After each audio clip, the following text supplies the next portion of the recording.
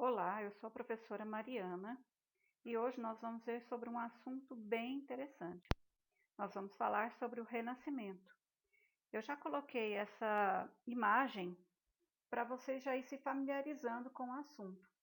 Essa imagem está no teto da Capela Sistina. Ela é uma pintura feita pelo Michelangelo, que foi um dos grandes nomes do Renascimento. O Renascimento surgiu no início da Idade Moderna, por volta de 1300 a 1650. Então foi um movimento que durou bastante tempo e foi um movimento extremamente significativo no campo das artes, principalmente no campo das artes. Mas ele também revolucionou outros campos de conhecimentos. Ele teve uma força enorme, principalmente na Itália. Ele iniciou na Itália e depois ele foi disseminado para outros locais, para outros países. Ele teve algumas fases e na sua última fase, principalmente através das grandes navegações, que ele foi difundido para outros países. Naquela altura do campeonato, a nível de contexto histórico, muitas coisas estavam acontecendo. As pessoas passaram a questionar a maneira que elas estavam vivendo. E isso deu uma grande guinada na arte. O sistema feudal, que era o até então, ele passou a não funcionar tão bem quanto ele funcionava. Né, tão bem, principalmente para os donos dos feudos. Né? Então, as pessoas elas passaram a não quererem mais ficar confinadas naqueles pequenos espaços e passaram a questionar a maneira que eles estavam vivendo e começaram a reinventar o estilo de vida. E como a arte ela sempre acompanha o estilo de vida, como a arte ela já nasce com a pessoa, igual eu costumo sempre falar, com vocês, o fazer artístico já é intrínseco à pessoa. Né? Então, já nasce com a pessoa e acompanha a sua evolução através dos tempos. Então, a arte que era praticada, por exemplo, lá na época das cavernas ou no período medieval, é muito diferente da arte que começou a ser praticada no Renascimento, porque a arte ela vai acompanhando a evolução do ser humano. Para essa mudança acontecer, a galera foi se aproximando, né? Foi se apropriando, foi pegando, voltou a pegar, a se apropriar dos conceitos racionais e humanistas, que eram típicos lá da civilização romana e da civilização grega. Então, principalmente na Grécia, que a gente fala que é o berço da cultura ocidental, ela vários pensadores, né, vários livres pensadores, filósofos, são gregos. Então, com isso, as pessoas passaram a buscar os conceitos que eram trabalhados lá na Grécia Antiga e na Roma Antiga. E isso gerou uma mudança de foco. Né? Essas ideias mudaram o foco de todas as ações sociais. Então, as pessoas passaram a questionar a maneira de vida, né? A maneira que elas estavam vivendo, e isso mudou tudo. Né? Teve uma mudança de foco a nível de sociedade, a nível geral na sociedade. Então, antes, a vida das pessoas era sempre pautada nas normas da Igreja Católica. E aí, com o Renascimento, isso foi a primeira coisa que mudou. Aí, com as ideias renascentistas, o que passou a ter prioridade eram as escolhas que os próprios indivíduos faziam para si mesmos. Então, por isso, a igreja perdeu um pouco da sua força. Então, as escolhas eram feitas pela própria pessoa. Ela escolhia o seu caminho e não se deixava levar por, por direcionamentos externos. Então, elas que escolhiam.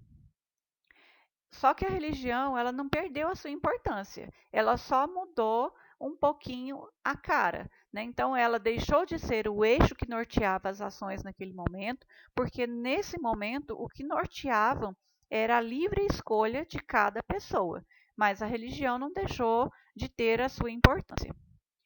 Dentro de todo esse contexto, né, o Renascimento ele pode ser reconhecido por 6 características que foram fundamentais. Como o estilo de vida estava mudando, como as pessoas passaram a ter um novo olhar para o mundo, para as questões filosóficas, para as questões artísticas, para as questões religiosas. Então, o Renascimento ele ele possibilitou isso.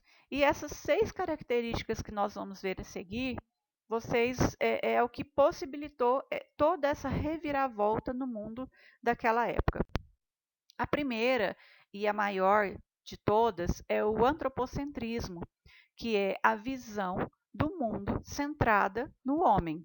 O homem ele é o protagonista da sua própria história.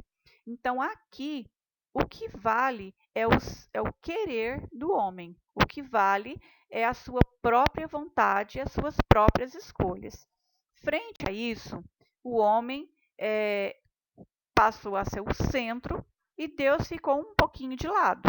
Né? Não perdeu a sua importância, mas passou-se a acreditar que o mais importante seria a vontade, a própria vontade, a vontade do homem. Hedonismo também é uma das características desse período, que é a valorização dos prazeres do corpo e do espírito. Então, nessa característica, a gente vê, por exemplo,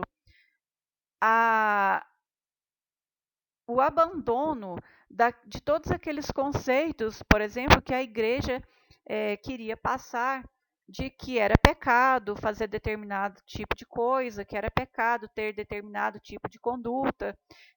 Com essa característica aqui, que foi típica do Renascimento, as pessoas, como elas tinham livre escolha, como elas passaram a ter a coragem de ter a livre escolha, então elas passaram a valorizar tanto os prazeres do corpo, na questão de sexual, na questão de bebida, na questão de comida, como nos prazeres do espírito. Então as pessoas passaram a produzir mais coisas, a produzir mais escritos, mais pinturas, mais esculturas, mais peças de teatro, mais manuscritos, tudo ligado à arte do corpo e do espírito.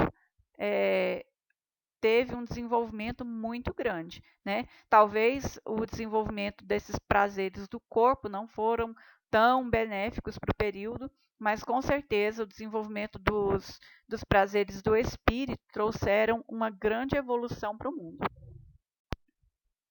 Outra característica é o racionalismo. Pela primeira vez, a razão humana é o principal assunto a ser explorado pela ciência e pela arte. Então, assim, aquilo que o homem escolhia, aquilo que o homem pensava, era objeto era temática para ser trabalhada, tanto pela arte quanto pela ciência. Então, nessa fase aqui, é que a gente vê, por exemplo, Leonardo da Vinci dissecando um cadáver de uma mulher grávida para poder entender como que esse feto ficava dentro do útero da mulher. Né? Então, ele produziu vários desenhos assim. E os intelectuais começavam a observar e a fazer experimentos, né, de como que, por exemplo, funcionava a fotossíntese. Então, eles faziam desenhos, faziam experimentos, inventavam maneiras e formas de registro desses experimentos. Né? Então, eles observavam, faziam vários experimentos para descobrir o maior número de informações possíveis. E o foco era sempre o ser humano, porque era como se o ser humano tivesse sido reinventado, tivesse sido redescoberto. Então, o homem, né, o ser humano, tinha um grande valor nesse período. O naturalismo, eu já coloquei essa escultura, que é do Michelangelo, para vocês já irem se familiarizando com essa característica, né? O que era essa característica? Eles questionavam se tudo que existiu na natureza era realmente criação de Deus. Os artistas dessa fase tinham a preocupação de retratar fielmente o homem e os animais em seus detalhes anatômicos. Então, essa escultura, que foi esculpida em mármore, a gente vê inclusive as veias, né, de Cristo. A gente vê toda o seu corpo, né, as costelas. Então, ele foi esculpido tendo essa preocupação de retratar todos esses detalhes muito parecido com o original. E isso era retratado também quando eles iam fazer animais, o próprio ser humano, tanto na pintura quanto na escultura. O individualismo também é uma característica do Renascimento. O que esse individualismo trouxe? Como o importante era o que a pessoa escolhia, isso possibilitou grande capacidade de criação. Então, com isso, o espírito de competição também foi muito aguçado, porque as pessoas criavam e, em cima daquilo que uma pessoa já tinha criado, ou desenvolvido, ou inventado uma técnica de pintura, por exemplo, outras pessoas se apropriavam e melhoravam aquela técnica. Então, gerou um espírito de competição, mas um espírito de competição muito benéfico, porque possibilitou grande crescimento. O humanismo, que é uma forma mais terrena, concreta de pensar a ciência, a moral e a religião. Então, era o olhar humano sobre as questões da moral, né, com aquele olhar complacente do ser humano, né, que se ele escolheu um caminho que não era, por exemplo, o que a igreja pregava, mas que ele tinha essa liberdade, né, se a sua moral não era assim tão ilibada quanto a igreja queria, mas ele tinha essa liberdade. Né? Então, essa foi uma forma mais concreta, mais humana de pensar todas as questões, tanto da ciência quanto da moral e principalmente da religião.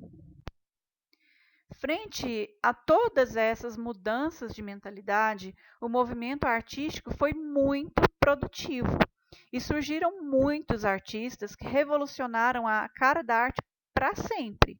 Então, eu vou citar alguns deles agora à frente e depois nós vamos estar estudando sobre cada um deles em outras oportunidades. Giotto, Leonardo da Vinci foi também um grande pintor, escultor, urbanista, desenhista, né, de sua época e que também fazia parte do Renascimento. Michelangelo, um exímio escultor. Botticelli. E todos esses e muitos outros, esses aí são os principais, né, foram pessoas que brilharam e que trouxeram assim uma cara nova para a arte e que ficaram marcados na história da arte como uma revolução, né, na maneira de se enxergar e principalmente de se retratar o mundo, né, esse período, né, que esses grandes homens viveram foram divididos em 3 momentos, o Trecento, Quattrocento e Cinquecento. Já no Cinquecento, as grandes navegações fizeram com que o Renascimento se espalhasse para outros países. Então, já no finalzinho, né, depois de já estar bem sólido desses aprendizados, né, dessas técnicas desenvolvidas por esses grandes pensadores, né, pintores, principalmente depois de já estar bem consolidado, então as grandes navegações possibilitaram que esses conhecimentos desenvolvidos por essas pessoas alcançassem outros países, que foram Portugal, né? Portugal, Holanda, Inglaterra, Espanha foram os principais países onde os conhecimentos renascentistas chegaram através das grandes navegações. Então é isso, né? Nós vimos o basicão aqui do Renascimento e nós vamos estar estudando mais a fundo esse movimento e eu espero que eu tenha ajudado vocês e que vocês tenham gostado desse assunto, que é um assunto bem interessante e como eu falei para vocês lá no início, é um estilo de pintura que revolucionou a arte de maneira definitiva.